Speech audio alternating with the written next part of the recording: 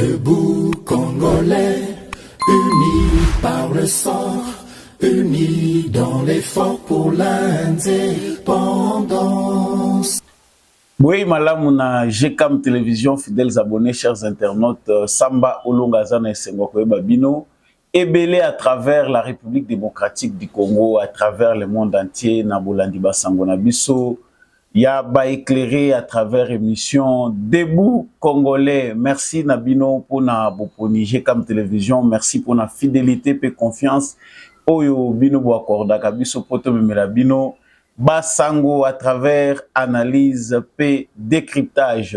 Justice Yanzambe Yebango qui ratakate, justice Yanzambe Motomokote, Aisha Paka na contrôle nango, wane linko lobaki, mabe nyonso yoza kosala, tope malamu nyonso yoza kosala, ezali na litomba na yango. Ce qui yo babengi yo yanke, omibengi tout puissant, incontournable, ba terme nyonso yo komibenga, yeba yango ke tôt ou tard, nous finissons tous par payer les prix de nos actes. Comme ça, les RRT, bat nayo ezali compté. Ça là est fort pour yomoko. Au salaka déjà comptage malamu pour lobby regret ezalate. Nalombango na ke une actualité o ememenga ili boso na bino mokolo lelo. Actualité ya mbwesengelite ba ke la République démocratique du Congo na jeu à football CAN 2023 Azali qualifié pour les quarts de finale. En tout cas, victoire Oyo Ezali spectaculaire et sangisipé ba voisin na République démocratique du Congo. Fotoye bawake même ba Congolais ya Brazzaville bazali pe ko célébrer victoire ya République démocratique du Congo. En tout cas, ils appellent un moment où il faut tout le stress, il y a makambo ebele za koleka na Congo, tout le monde peut bander comme mususu na Beni. Et si ka bazali moi nungu ezali ya moi masasi moi nini mais bandeko ba s'empêcher te ya ko célébrer victoire ya ba léopard ya République démocratique du Congo wana ezali actualité na biso déstressante o to ko banda nango ba sango na biso ya mokolo lelo. Si manango tokolobela awa ba propos ya cardinal Fridolin Ambongo na Goma pe démarche oyo ba évêque ya Burundi ya Rwanda pe ya République démocratique du Congo bazui ya koluka kosoa kimia okende kosolola na bakonzi ya ba pays oyo bazali lié directement na conflit pour que pe ezala kasi ba propos ya cardinal Fridolin Ambongo ezali était azali kosenga ete dialogue pe aza kosenga ete il faut éviter ba discours ya guerre. Il ajoute même que si les revendications de l'autre ne te plaisent pas, veuillez quand même l'écouter. En tout cas, ba propos oyo eza mal reçu par certains. En tout cas, pour les autres, la paix, on ne peut que la chercher à n'importe quel prix. Il faut toujours qu'il y ait la paix. Est-ce que cardinal Ambongo azali na raison? Il y a mené des marches au Nangonga au Tozali, Tokoye Bango Kati émission Nabiso, c'est tout à l'heure.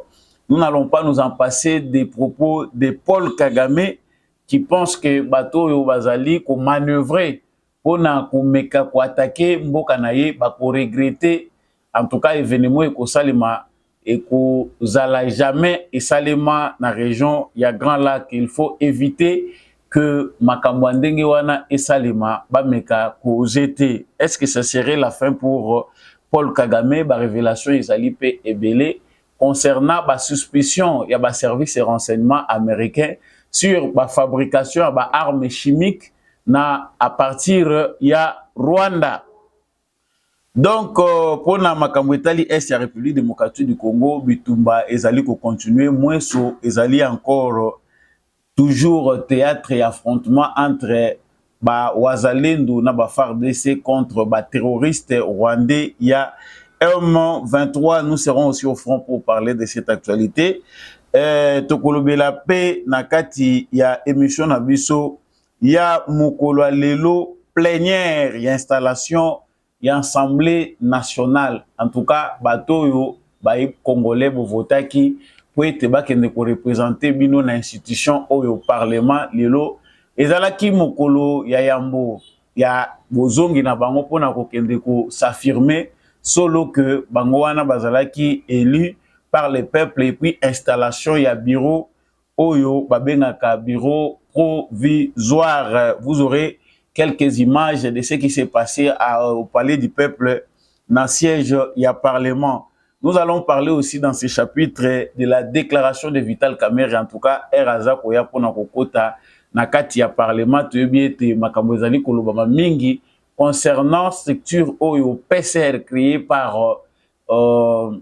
Vital Kamerhe na baninga na ye. En tout cas, ezali déjà ko banungu ya kopanzana ezali, mais Vital Kamerhe alobi que poste ya premier ministre na ya président ya assemblée nationale ezali na discrétion ya président de la République. Il n'est pas candidat à rien du tout. Je ne suis candidat à rien. Elingo lobakeye azali ko ambitionner ni l'un ni l'autre.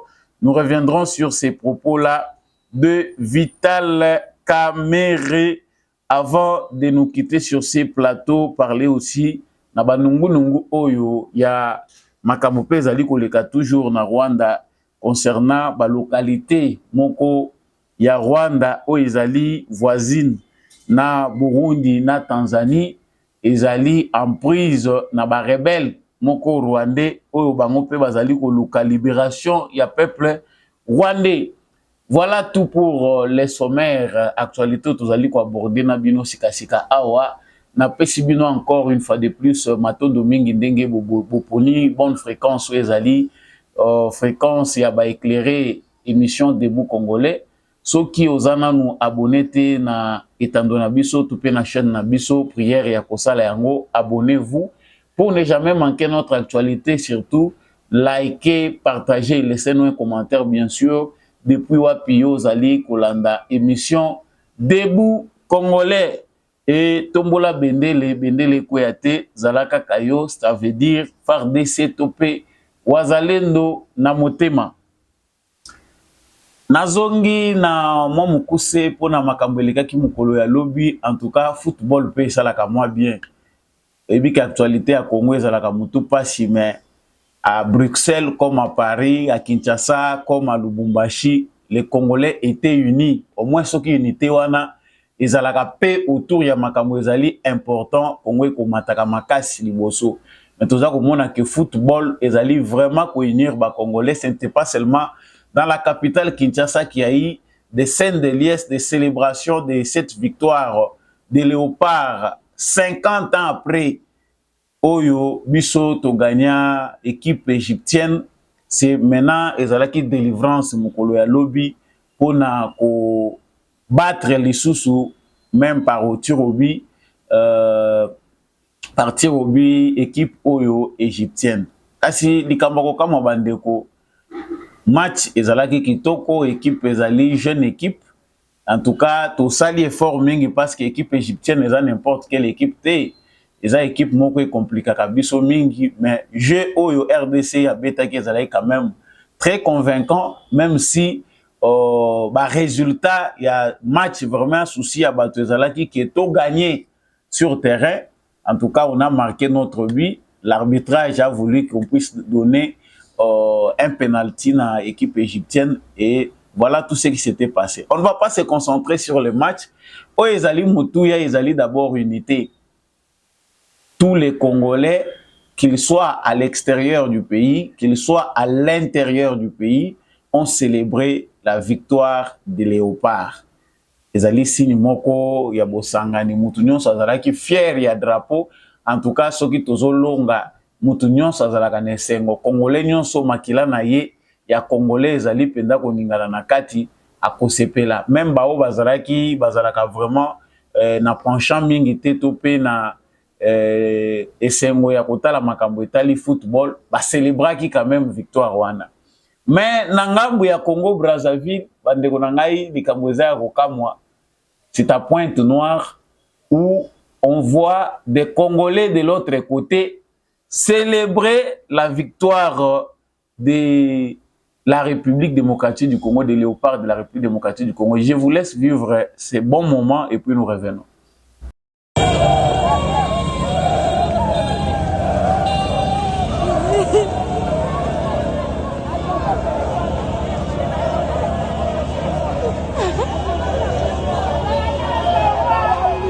Voilà. En tout cas, ça montre que tous les peuples moko, Congo Brazzaville, malgré qu'on soit na, j'en profite d'ailleurs pour saluer et puis qu'on féliciter célèbre humoriste Nabiso Herman Missi.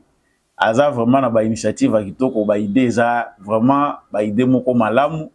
C'est lui qui a donné du travail à nos frères de l'autre côté de surveiller le fleuve pour que fleuve bambisi babungate mabeyate il faut bande ko na biso ba keite na Coupe d'Afrique des Nations va continuer à surveiller fleuve malamu. En tout cas, humour bien reçu de l'autre côté du fleuve Congo. En tout cas, Bango P, Bazali, vraiment, dans cette ambiance, ils sont en train de surveiller le fleuve. Mais pendant qu'ils surveillent le fleuve, Bazape na ba télévision na bango à côté pour suivre de près Makamuni Neza Koleka Kuna. Ils ont été joyeux. Ce ne sont pas les Congolais de l'autre côté.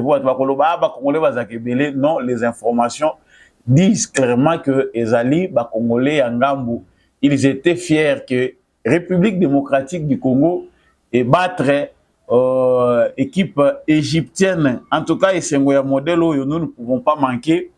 Il y a kolobela yango pe ko sepela nango parce que tous allez quand même vu ba stress na biso ba léa ba problème tous nango victoire wana même tard oui que match bandi le 28 et ça ko aussi le 29 ça dit bandi na 23h il y a le 28 et si na 0h quelques minutes il y a le 29 donc ba mususu ba conclure ba lobby match et biso des jours mais les gens n'ont pas dormi.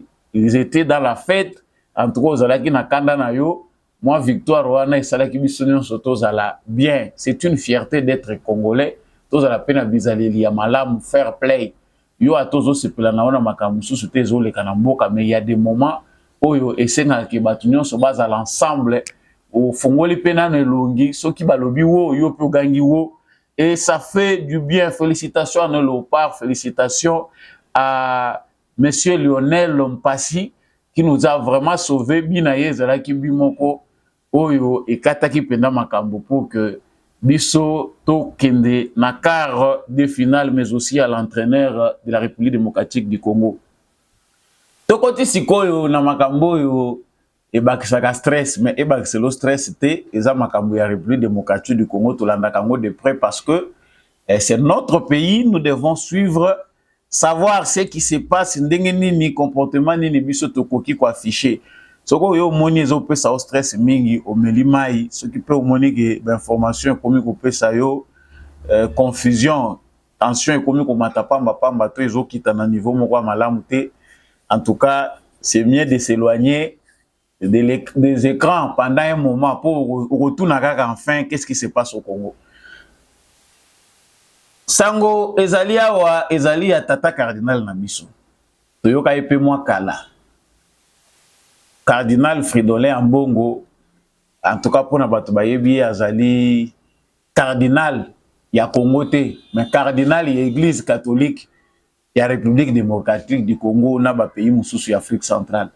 Donc ce n'est pas seulement un cardinal pour na biso ba congolais biso nyonso ba congolais mais c'est de l'église catholique mais tout de suite tu que chaque fois bimaka comme à l'accoutumée ba sango na biso ya Congo basi ba mesanisa biso kokota maitali politique uta tozwa ka indépendance ndenge histoire mboka na biso eza kotali sango ba sango bazwa comportement ya mabe parce que tant tozwa ko finir dans le passé tozo mona pe moi na mboka héros national na biso Patrice Emery Lumumba yepe abetaka lokole na tamoko kolela ke pona nini ba prêtre batiki musala na bango ya religieux à côté ya kabatu ba komi kosala pe politique. En tout cas, il était indigné, mais cette culture là est demeurée plus de 60 ans après l'indépendance. Ba catholique bazali ko se considérer au moins ba autorité pour surtout le ba catholique mususu na ko vexer mutozo landangai, mais c'est une catégorie des autorités de l'église catholique qui pensent qu'ils ont le droit de faire la politique active ou de participer aux décisions ya République démocratique du Congo. En bien ou en mal, ezali kitoko te ke église moko eseparaka makambo politique ya mboka. Mais sango ya lelo ezali wana te, wana ezalaki juste une petite introduction. Tata Cardinal Fridolin Ambongo azalaki suna maloba na Goma. Esengeli na récapituler ki na Goma wana ezalaki na misa moko esalamaki kuna penza ya ba évêque ya biso ya Congo RDC, ya Rwanda, ya Burundi, na ebite na ba pays mususu bakoya kozala misa wana babengaki yango misa ya paix. Bango bayaki kosalela misa wana epa na biso na Goma, bakei pe esika oyo ba réfugiés bazali, ba réfugiés internes belé. En tout cas, pour cette situation-là, de réfugiés, il faut que le Congo compte maintenant des millions de réfugiés internes. Bato yo, bazali na minito dépaysés sans abri, azakoye bate nini asala pon alia ya malonga. Il faut vivre na aide, ya bato ya bonne foi, il faut alala na babash. Oyo soki ezali en bon état tembule beti ekoye kotomba ma yena bana azako polambula. Kasi na mutema balamu basango bango bazwaki likanisi na bango balobi bazali kosala misa pona kimia na makanisi na bango pe akosala misa pona kimia balobi lisusu balobi en tout cas pour chercher à mettre fin à cette situation bango pe faut basala pape support na bango pona koluka kimia balobi apport wane la kisi que dans les prochains jours ils doivent aller voir les dirigeants et celui du Rwanda et celui de la République démocratique du Congo acteurs nyonso bazali concernés pour baluka kimia. En tout cas, à propos wana nayebi que pour les Congolais qui suivent de près l'actualité, ezali nouveauté et ça ne peut rien apporter. Conclusion oyo biso nyonso toza nango ya bato yo balandi depuis conflit oyo Félix Tshisekedi a accédé na pouvoir. On n'ira pas plus loin pour aller chercher encore Kabila le réveiller son époque. Toza kolobaka ka accession à Félix Tshisekedi na pouvoir kino sika tokomi. Nous avons vu les efforts fournis par Félix Tshisekedi pour ramener la paix en République démocratique du Congo. Il a adopté un profil bas. Ce profil-là qu'il avait adopté lui a coûté cher pour certains Congolais qui l'ont même appelé Kolabo ya Kagame. Félix Tshisekedi est un traître. Azako négocier na ba Kagame pourtant bango mutu basali ba millions de morts na Congo. C'était la meilleure façon oyo démocrate ya solo à salaka à procédaka pour arriver à une fin, pour arriver à prendre une décision oyo batu nyonso bakoki ko contester te. Félix Tshisekedi s'est même expliqué lors de la campagne électorale, na lancement de la campagne électorale pour dire que démarche oya mena qui ezaki pona koluka kimia, il est allé au Rwanda, Kagame est venu ici, les soucis c'était qu'il y ait la paix. C'était ça le dialogue. Félix Tshisekedi a cherché même pour résoudre le problème ya ba minerai à conflit. Oyo ezali ko opposer RDC na Rwanda pour Rwanda ya kaka kopier ba minerai na biso. Chercher même à établir un partenariat, ba accord ya collaboration économique et koko sala ke soki ba Rwandais balingi ba minerai bayaka kozwango na ba voie légale lokola ba pays nyonso yo bakoki kosomba to ko commercialiser ba minerai ya Congo. Yo biso toza na raffinerie te poto luka kimia yo za na raffinerie sombaka ba raffiner pa na yo. C'était une façon pour Félix Tshisekedi et banaye ko sala biso ba mususu parce qu'on ne pouvait pas accepter que l'or congolais, les minerais congolais, les coltans puissent être raffinés au Rwanda. Mais Félix Tshisekedi a adopté cette attitude-là. Il a pris cette décision-là. Pourquoi? Parce que il faut quand même trouver des solutions. Nini aux voisins, pina koyoko luka décision nini ya malonga toko kosala poto luka kimia. Mutu moko ta kolobaki na 5 ans ya Félix Tshisekedi, ya moni te Félix Tshisekedi komi kitisa kosala ba échange moko pacifique pour qu'il y ait la paix. C'est vers 2022 que Félix Tshisekedi se révolte vis-à-vis de celui qui avait appelé frère pour voir sa mauvaise foi, pour la constater et la présenter devant le monde entier où ils avaient observé Bisso. Mais tozali observé Bisso ce que depuis que Félix Tshisekedi a eu mokano wana, ezali na bato ba komi ko travailler pour na ko bimisa ye mabe. Il ne veut pas collaborer, il ne veut pas de dialogue. Félix Tshisekedi alingi ko sololate, il est un homme belliqueux, aza mutu ya baguerre, eza biloko yo to mesani koyoka to komi koyoka ngomingi.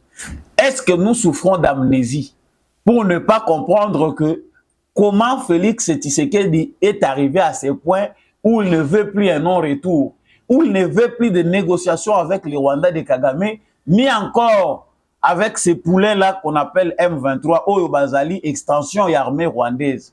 Les M23 ne servent que de couverture. Mais les loyaux, pendant que ça chauffe, Kagame ne veut écouter personne. Ba américain baloba po bango mutu ba fabrika ye. Ba européen baloba Kagame n'écoute personne. Azali obstiné, azako s'entêter à l'obi pona ye, rien ne va le faire reculer, lui veut ce qu'il veut. Balobi tika kotinda ba troupe na Congo, asali ba manœuvre à diversion, a continuer kotinda ba militaire na Congo et ça cause la mort. Les massacres dont on parle, Oyo, ils ont bien enregistré par le Conseil de sécurité des Nations Unies, ils en nous frais la mémoire yaba congolais. En passant par Kishiché et les autres localités, Oyo, ba massacre et salami à haute échelle. On dénombre plus de 200 morts, yaba tout décapités, enterrés, soit vifs par les terroristes du M23.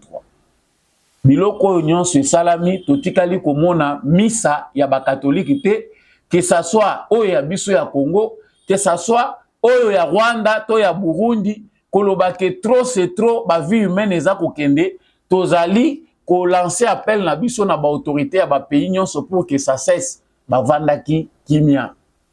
Quelle mouche a piqué ces évêques du Congo, du Rwanda, de Burundi, pour que na moment Oyo précis, baya ko bimisa initiative Oyo bango baza ko benga initiative de paix, baya ko lakisa mena bolingo na bango na ba déplacer pour dire que voilà, nous cherchons la paix et pour na biso il faut ko luka kimia pour batu bazonga na ba bisika na bango et sengeli ete ba dirigeant ba zonga na place na bango il faut que ne contacter bango. Il y a Angwe sur Roche. J'ai renchéri d'abord na ba propos ya cardinal Ambongo parce que wana ezaki récapitulatif, il y a récapitulatif pour comprendre le français en OR moko ezalaka na ba complication nango na botamana kana français te. Cardinal Fridolin Ambongo yepe accueilli na soutien ya makambo oyo ba évêque babandaki. Ndenge naza koloba ya Congo, ya Rwanda, ya Burundi, ainsi de suite. Lui dit pour lui que il parle du dialogue et demande d'éviter les discours de la guerre. Il ajoute même, si les revendications de l'autre ne te plaisent pas, veuillez l'écouter.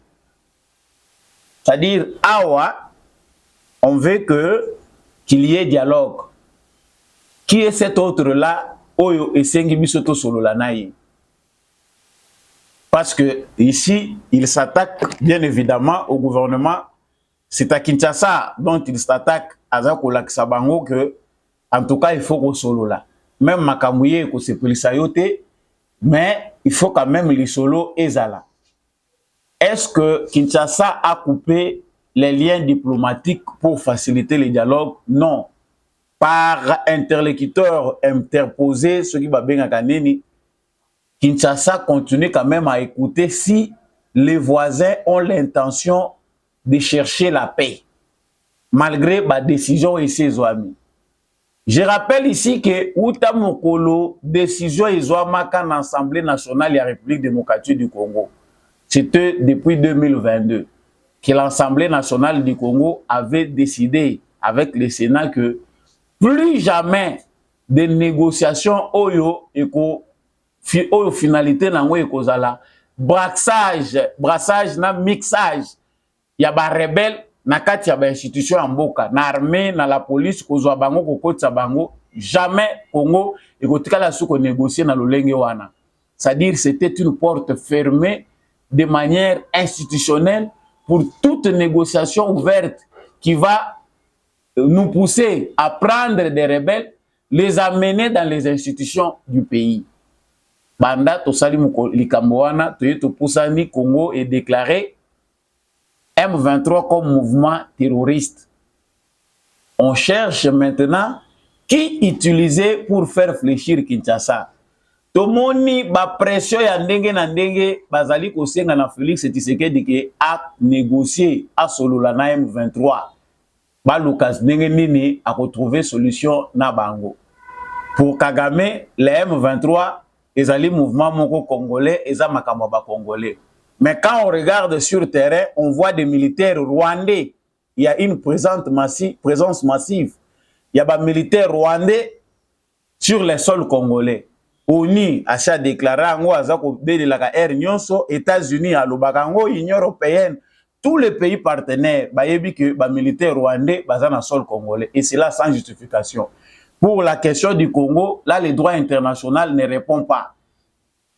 Ce qui est allé pour la Ukraine, wana bango nyonso droit international les a quoi agir. Mais est-ce que cardinal na biso na ba évêque baza ko souffrir d'amnésie to bazu problème moko na mitu na bango eza ko sala ke ba comprendre te makambo oyo ezali koleka na bamboka na bango respectif. On comprend que le problème n'est pas à ce stade-là. Il y a une manipulation qui n'est pas visible. On ne sait pas de qui il s'agit. Nani aza ko manipuler bango po ba catholique lokola oya biso ba autorité catholique ba évêque cardinal, ce sont des instruments. Bango pe ba yebi qu'en échange basala ka cop na bango ya ko sala ka jeu politique de manière indirecte. Ils sont là pour faire pression aux politiques, mais ce n'est pas une pression patriotique. C'est une pression où les gens pensent que ce sont des pions qui jouent aussi dans le jeu pour obtenir quelque chose. Comment imaginer que Bino Bozali, ba citoyen, outre ba casquette na Bino, cardinal, évêque, Boza ya République démocratique du Congo. Est-ce que Bobo Sani ba massacre Oyo Bazako massacrer ba Congolais chaque jour pour aller engager les pays dans des bêtises, soit disant que Tozako Luka Kimia, il faut bakende ko solola. Le dialogue sera autour de quoi? Parce que tant que Zako Sanisa ba politique, oui, c'est une bonne démarche. Dans la forme, tout le monde pense que les dialogues, on ne peut pas l'éviter. C'est dans les dialogues qu'on résout des problèmes. Mais tant que na fond nango, le dialogue va tourner autour de quoi? Concession nini biso tokopé ça. Soyez un peu plus clair tant que vous proposez ka biso to lobanini.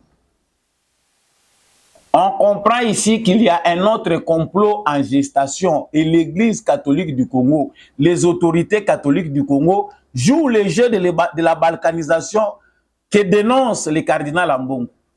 Parce qu'on ne peut plus clair dans le stade Oyo. Qu'est-ce que nous n'avons pas fait? Depuis Kabila jusqu'à Tshisekedi, qu'est-ce que le Congo n'a pas fait? Dialogue Oyo na biso to solola to solola na banani. Kagame n'écoute personne, même bateau va fabriquer. Donc la mission c'est d'utiliser les évêques du Congo pour comme diversion pour ba distraire biso Kagame azwa souffle à continuer au mener ba opération naie. C'est louche. Sinon, on ne comprend pas. Na stade où bango bazoya ko sengela dialogue, to yebi ke Sadek acha yao. Mandat na bango ezali mandat moko offensif. Basi ba s'installer, ba lobby, bientôt ils vont lancer les opérations. L'armée congolaise est au front, bazako bunda, bana batu bazako mouye mayo. Banda kala, koto to utaki na ndenge bazo boma batu en désordre. Bino boye bakite ke basala ka démarche lokola oyo, c'est le mémoire maintenant choisi. Il y a des diplomates. Il y a l'argent qui circule derrière cette initiative des catholiques, soit disant que tout ça qu'on nous paix. On n'est pas contre la paix. Mais quand ça tarde la paix à travers les dialogues, la guerre est une solution aussi. Quand on ne se comprend pas, on va dans les rapports de force. Mais ça, à ce stade-là, à niveau Yabaïta, ce n'est plus une question de dialogue. Kagame ne veut pas écouter, il veut que nous puissions fléchir. Et puis Kagame a ngobu sur tout ça qu'on lobby là. Pour tout renchérir, malheureusement, on a des informations exactes. Que pense Kagame que par l'Occident? Par propos ya bosoko mongo bimasoko monique muta komi na suka. Alobi bango bazako sakana bakanisi que biso tokotika bango basala soki nini bakosala. Oyo bakomeka kosala o balingi basala wana ils vont regretter. Ah. Comment ils vont regretter?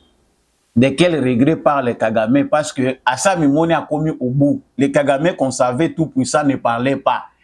Depuis que Félix Tshisekedi a mené cette bataille diplomatique qui veut maintenant qu'on puisse rendre justice au Congo au niveau de la communauté internationale, que l'armée congolaise se renforce, se restructure, se réforme. Kagame se sent mal à l'aise, il sent que son pays est en insécurité face à la montée des puissances de l'armée congolaise et la montée des puissances de la diplomatie du Congo. Il y a mimoni a comme une insécurité. Alobi soki ba meki to yebite azana Satan de akobeta na Congo. Et c'est là que les révélations sortent. Na pesa ke information na yebisi bandeko. Ba américain ba yete pona ko appuyer Kagame. Il y a quelque chose pour na landi na zuli sous information moko lobby ndeko azo yebisanga lobby ba information ezali que Kagame azali bazali na kati ya ko sala arme moko selon bango balobi ba wazalendo lokola ba resistaka face à Masasi il faut ba créer eloko moko eza lokola gaz arme moko ndenge wana chimique pour ba betango et kolalisa batu nyonso pongi soki ba betango ndenge wana bango nyonso balali et puis bango basali ba opération na bango. Non, l'information n'est pas là. Il faut savoir pourquoi les chargés de stratégie du renseignement américain étaient dépêchés rapidement na Rwanda. Kagame asa suki mutema. Na kosuka mutema na ye, il pense que tout est permis. En tout cas, suki kosenge beba e beba. Bato yo kutu balobaka ndenge wana ke en tout cas na ko bebisa na panzi nyonso na bebisi mukilinga peso na kufa bakufa na batute. Bakufa bango moko. C'est toi Kagame qui va amener les choses à ces points. Les Américains vont comprendre que Kagame, le rôle à Monique, goût, il y a qu'on se procurer des armes et des makasi na Congo, qui se qu'il y a comme la publicité à Bibunde la Zozwa, que au lala les sous nanda côté ndenge qui se qu'il y a la kaki, au banda lala na zam. Kagame veut aussi lui avoir des armes dissuasives. Oui, pour la Congo qui est mécaté, ce qu'on meki pour l'imoussa na carte. Mais quand on regarde la taille du Congo, on regarde la taille du Rwanda, on sent vraiment que il n'y a pas match. Mais qu'est-ce qu'il a fait? Américain basu renseignement que moi na bango Kagame azali nakati ya kolinga ko fabriquer armes chimiques. Ils avaient déjà commencé leur idée.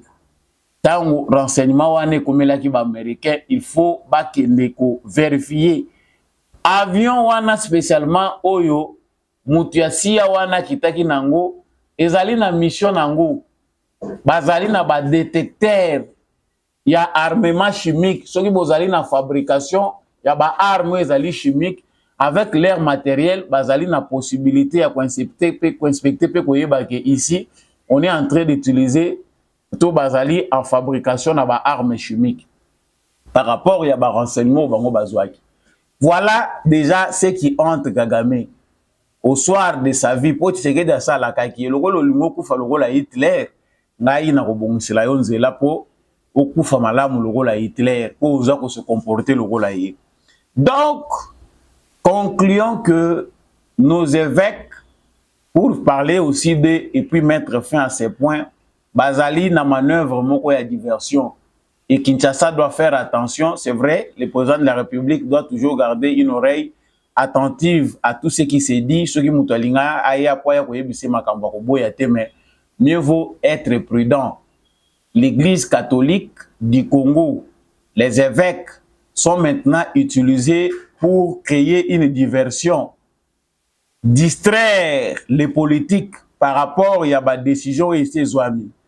Tout le monde sait que l'engagement, il y a Félix Tshisekedi pour son deuxième mandat, saison ya liboso, c'est qu'il faut assurer sa insécurité.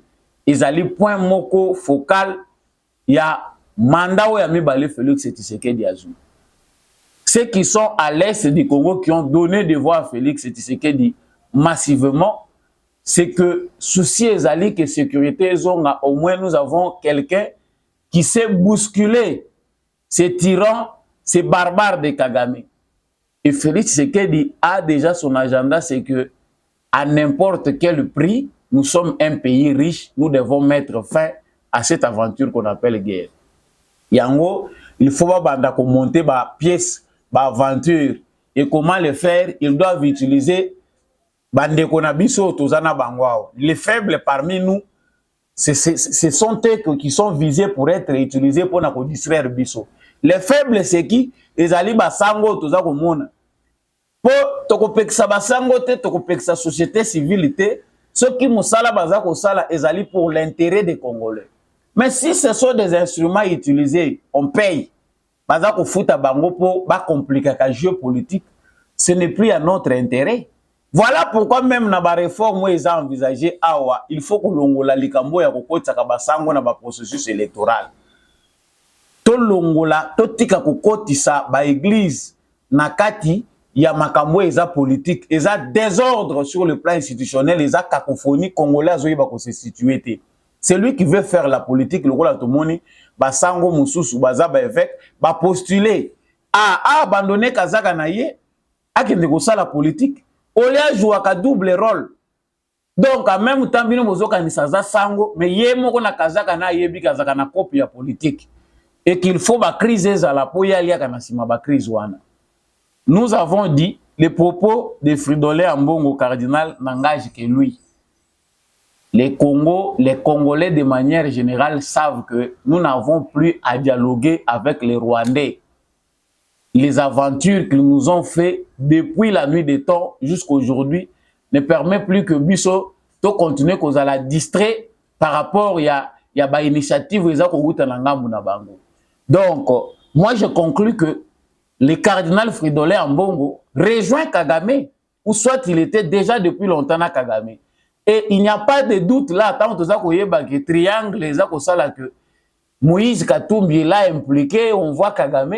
Si Moïse Katumbi est soupçonné d'avoir des liens avec Kagame, si Salomon Kalonda, le proche collaborateur de Moïse Katumbi, est arrêté pour des faits avérés, des collaborations avec l'armée rwandaise et les services secrets rwandais, c'est-à-dire d'office, vous allez étonner ce qui Fridolin Ambongo cardinal a aussi un jeu à jouer et que Kagame Azali peut mettre naïe en quelque sorte. On n'a pas à s'inquiéter de ça parce qu'ils sont tous dans ce même cercle-là. Donc, attention au régime de Kinshasa, Potokoya, Namakamwa Lolenge ya Boete. Et puis, lui, il pense qu'il faut éviter les discours, hein. Éviter le discours de la guerre, ajoute même que si les revendications de l'autre ne te plaisent pas, il faut l'écouter. Il faut éviter le discours de la guerre. Bon, guerre, ils ont inventé en Gote, guerre, ils ont la Bible. Que les évêques se renseignent bien dans la Bible. Dieu qui aimait tant Israël. Aïebisi bango que bossi bolongi mais bobunda. C'est dans la Bible. Vous allez nous parler maintenant ici que tu as exterminé. Les Tutsis ont besoin de nous exterminer. Basi bazwa kibiso ba étouffer ba institution nyonso ya mboka. L'idée ici est que bazali ko s'obstiner, ba s'entêter, objectif na bango ezali que ba arriver na ba fin na bango. Ils ont déjà engagé les moyens dans l'éducation, dans les renseignements, dans l'armée, sur le plan diplomatique, ils étaient bien installés. Et vous venez nous distraire pour nous dire qu'il faut tout solo la nabatouana ndingewana. Non. Installation une assemblée nationale, député, il y a République démocratique du Congo, en tout cas, Bazali ko zonga, bazongi naloba. En tout cas, bazongi li bibonga na bango na kati assemblée nationale. Banzungu ezalaki libanda bandeko na biso oyo bamimaka ba drapeau pour na 5000 na 3000 bazalaki ebele libanda ya palais du peuple. La seule fois où les Congolais peuvent venir accompagner les députés Batondi Ebele, baza ko ya une installation na bango pour que les députés sentent que pour qu'on sente qu'il a été élu, on doit voir des drapeaux bakangisi na banzete baye ko tonda na assemblée nationale que baye ko tika ba député na bango. Bon, eza routine et c'est comment dans notre culture tant ba député basala ka rentrer na bango baya ka pona installation bazala ka accompagner na ba tambour, bazala ka accompagner na moi batu na bango pour montrer que le peuple soutient ses représentants. Natiki bino bolanda na no vidéo ya Mukuse lolenge nini ambiance ezalaki kuna na kati assemblée nationale simatozo.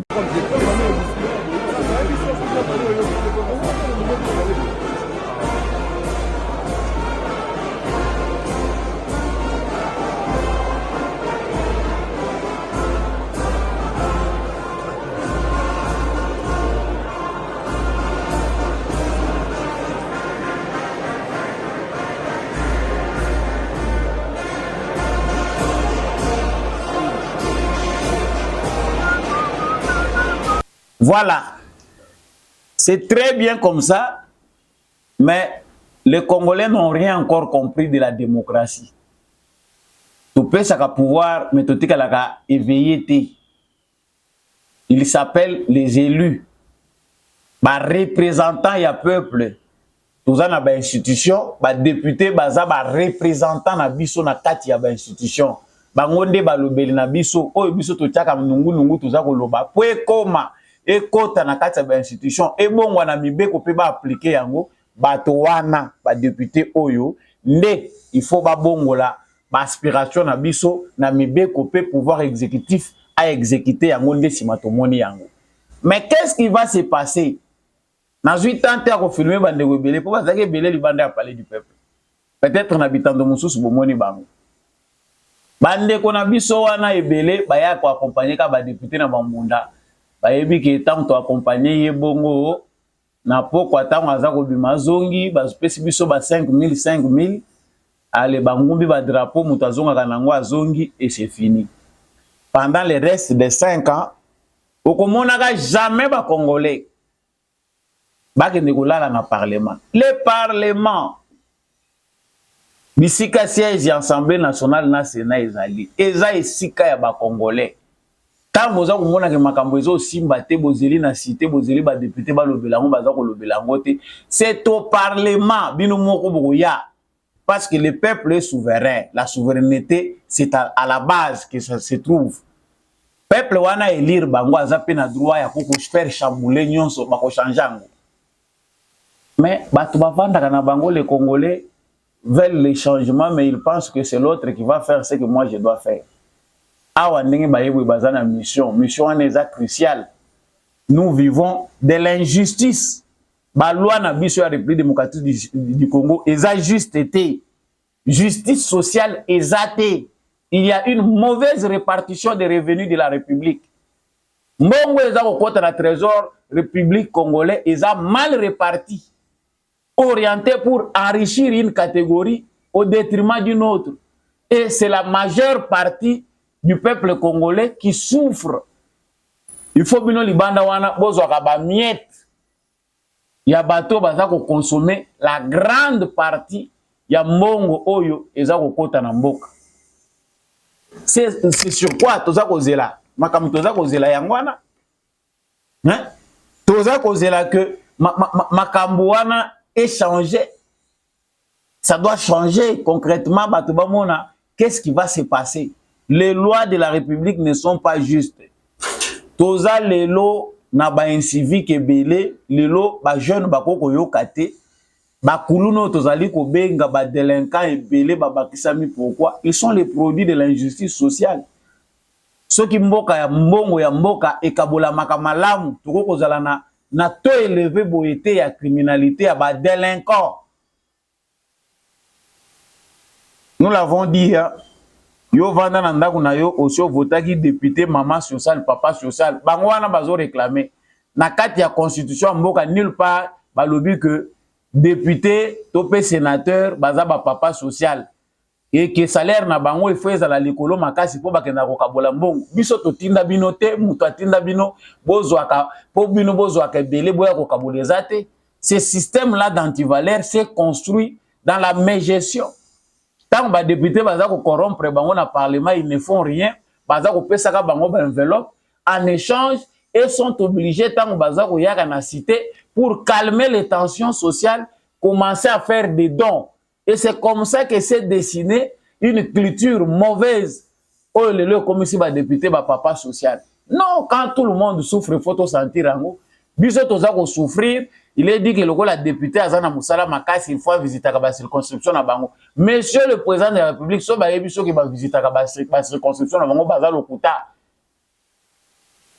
90% des députés, so ikaka basi ba koti na parlement, ba bossa na ka objectif. Bana na bango na poto, basi na bango na poto, ba soin na bango ya santé na poto, moko suko so muke, il faut akende na poto. Mbongo ya Congo ezobi makaka libanda. Ils n'investissent pas au pays. On n'a pas de loi contraignante par rapport à notre réalité qui fait que on ne peut pas accepter que les députés, les animateurs de nos institutions aillent dépenser les gens à l'extérieur. c'est facile de transformer ça en loi pour que l'argent des Congolais, bongo bino bozo kozwa ebele, bozo kozwa ngo na Congo, et à la canaliser na Congo. On prend l'argent ici, on va dépenser ailleurs, construire des villas là-bas, acheter des maisons là-bas à l'extérieur. Ça aussi, on peut faire de ça une loi.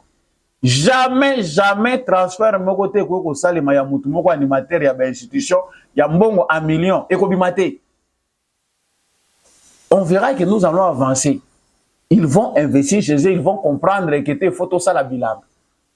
Ne peut être admis na liste ya députation nationale que mutoyo azana parti ya bilanga la kisibiso ngo ba inspecteur ba yeba moni yango que oui effectivement azana bilanga. Ça va encourager la politique agricole.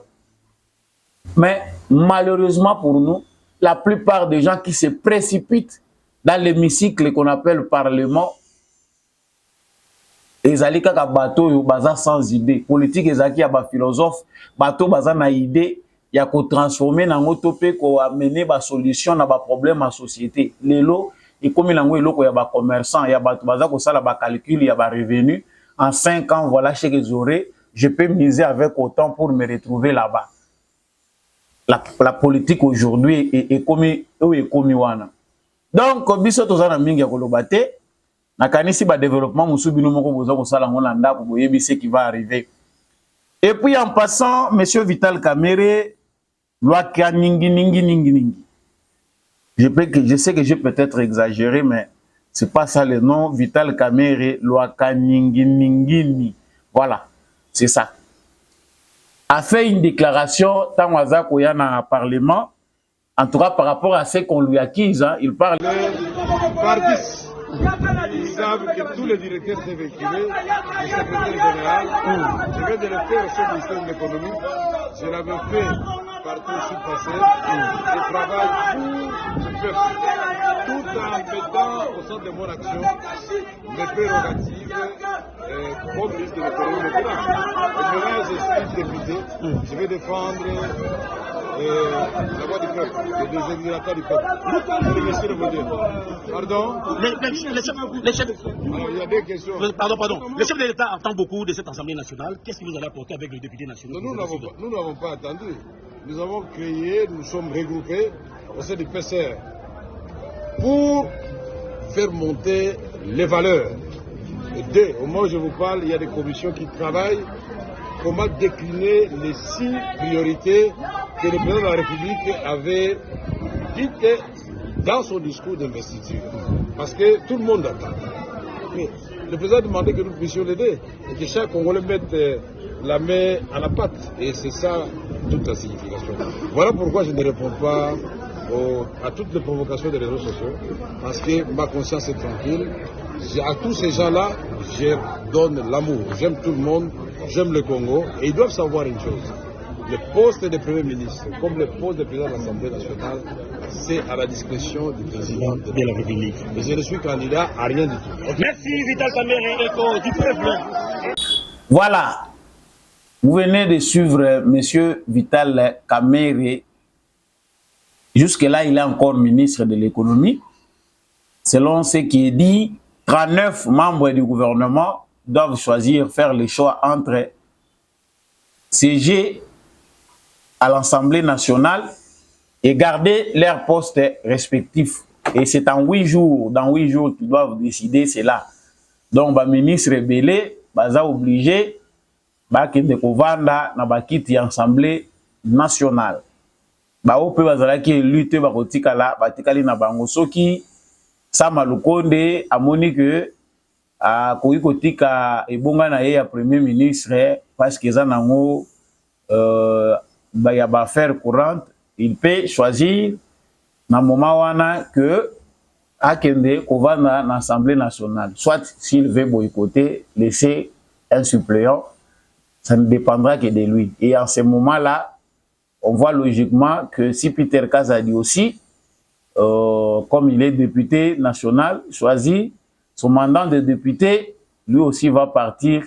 Jean-Pierre Bemba Gombo, qui n'était pas candidat aux législatives nationales, peut à ce moment-là assumer l'intérim du premier ministre. jusqu'à l'installation du nouveau gouvernement. Kasi awa kolanisa makambo tata Vital Kamerhe alobi toyebi ye pe akotikala nanu to akoloba nanu to continuer na ba warrior. Président de la République nda aza na liloba. Éclairage wana pe eza utile parce que bato nyonso basi batomboki ba archive ebimi awa nga pe nazaka na nga na mwa tempérance ba armes non conventionnelles air moko totiaka ngo mopanzi pour voir un peu les choses de manière claire, éviter l'émotionnel et chercher à apaiser les pour et les contrôles parce que et les contre pardon tant que tozako moi penchant pe les mingi moyen clarté za la ezate. Donc Vital Kamerhe nous montre clairement que Félix Tshisekedi ndi mutu aza na dernier mot. Que ce soit le président de l'Assemblée nationale, que ce soit le premier ministre, c'est bel et bien Félix Tshisekedi qui a le dernier mot. Et que lui, il n'est ni candidat. Aza candidat n'a rien du tout. Est-ce que Zali, à cause il y a des illusions, déceptions au Vital Kamerhe a joué? En tout cas, on sait que Tony Kankou, qui était avec Vital Kamerhe, aza komona ba député ya structure naye ko se vider pour rejoindre l'UDPS. Donc PCR ezali menacé de dislocation suite à la na image ya mabe oyebimi. En tout cas Vital Kamerhe batebele ba yambaki mouvement wana topé likanisi wana lokola rébellion. Le MLC a pensé que c'est une rébellion, batebele ba moni que ezali malamu te Vital Kamerhe awelela kosala makambo ya salaki. Donc monsieur Vital Kamerhe a manqué quelque part selon l'analyste osala kawa la sagesse ya koyeba moment nini okoki koposer pa na yo tango oyebi ke ozali vraiment presque mal aimé. On ne peut pas le dire presque mal aimé parce que nga naza koloba kaka na réalisme. On dirait que Vital Kamerhe est aimé. 40 députés, c'est beaucoup. Lui-même aussi est député, il est aimé. Mais la majorité des Congolais, baza ko garder mauvais souvenir ya Kamerhe, mais balingi pe komona été na poste clé ya ba institution. En tout cas, yepé à s'écarter na ya lobby o bino bozo kanisa iza yango te. Ye aza na ye na makanisi wana te. Que ce soit Assemblée nationale, que ce soit primature, y est allié. Donc, voilà. Donc, pour ce qui est de retenir, les gens vont se blesser, vont vraiment se blesser. Mais, monsieur le président de la République, pour permettre que cumule y a ma fonction ici, là, que la majorité, même si tout ne peut pas être fait, mais majorité à bateau, yo bazali élu, batika la kaka ba élu. Ba élu, batika la penda ba élu, le peuple aza ko élire bango te po bakende kotia ba suppléant na bango. Bato ba votaka ba suppléant te. Ba kufite po ba suppléant na bango bakenda ko remplacer bango.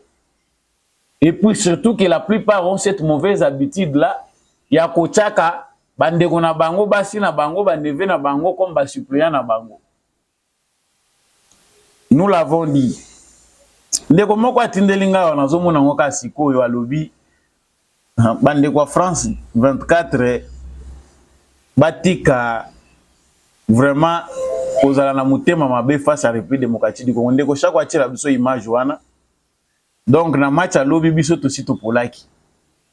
Selon France, est-ce que ezali erreur ou bien bango ba s'attendaki que RDC est pour la nango déjà. Cette information qui suit est à prendre avec des pincettes. Le temps pour nous de revenir là demain avec des vraies analyses. Il paraît que le Rwanda de Paul Kagame a déjà perdu 15 localités au profit des rebelles provenant de la forêt de Nyungwe. Donc la forêt frontalière à la Tanzanie et au Burundi. En tout cas, c'est depuis l'année passée qu'information wana ezali kopé samamingi, le Rwanda lutte avec une rébellion naissante na ouest na bango ezali ko compliqué bango mingi. Mais comme les médias rwandais et la politique rwandaise étouffent les vraies informations, moyen makambouane etambola mingi. Ezati, en attendant de vrais détails, zongelango na édition ezali koya pona ko détailler yango. En tout cas, ngai na pesi bino déjà matondo mingi ndenge ozalaki ebele ya kolanda live oyo sur GCAM télévision na émission na bino Debout Congolais, bino ba éclairer nyonso mokili mobimba. Natondi bino botondi, merci pe mingi na ndekombi ya Chako. Azalaki na technique pour cette émission oyo ekoma na bino. En tout cas matondo mingi na apôtre Gérard Kabea pe bon rétablissement na maman Thérèse. Merci beaucoup à l'homme de la vérité des urnes, Jean-Louis Timbalanga, papa Jeff depuis l'Autriche, papa Boniface Mpunga, mon vieux Maurice Kikangala depuis l'Irlande qu'on attend bien à Kinshasa, et puis Maman Bilonda na lobi na ye, Maman Lisette Mombendu ali moi aza koyoka na lisusu te balobi aza na maki to à côté retraite. En tout cas mbote pe mingi na yo na ba nyonso bulingaka émission Debout Congolais. Likez, partagez, abonnez-vous si vous n'êtes pas encore abonné et laissez un commentaire pour apprécier l'émission Oyo depuis Wapi. Ceux qui peuvent se plaire quitter l'émission en Ngai. En tout cas, on reste congolais.